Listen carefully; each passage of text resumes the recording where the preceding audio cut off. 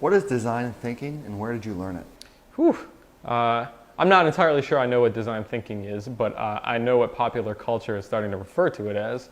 I suppose it's using the power of design to solve large-scale, thoughtful problems.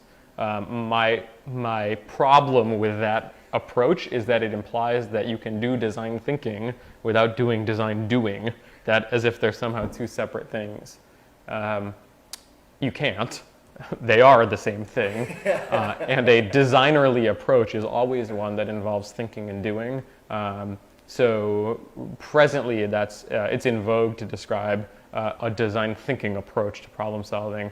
And you can credit Bruce Nussbaum's use of the word in Business Week, or any of the D School folks over at Stanford as hyping design thinking, and props to them, because now it is common vernacular in the language of business owners, this design thinking stuff.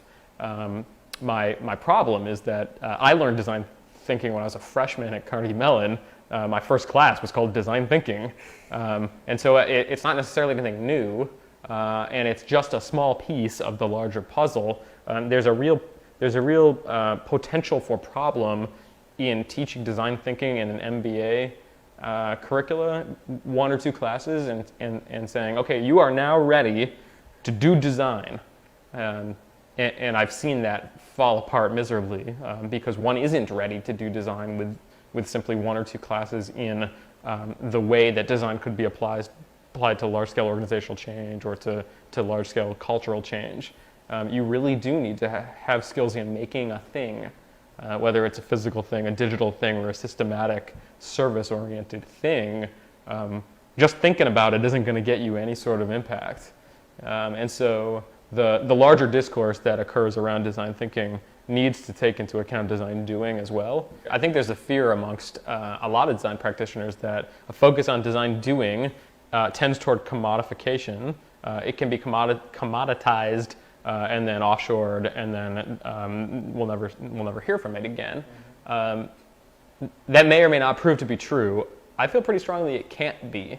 Although we're starting to see a great deal of Chinese and Indian designers, that's awesome. They're going to solve Chinese and Indian design problems, and they're going to do it with the rich context of China and India. The problems in the United States and Mexico and Canada, respectively, have United States, Mexican, and Canadian context and culture to deal with. And because design is so fundamentally and inextricably connected with culture, I don't think you can offshore that. Put another way, I think one needs to immerse themselves in the culture of the problem that they're solving.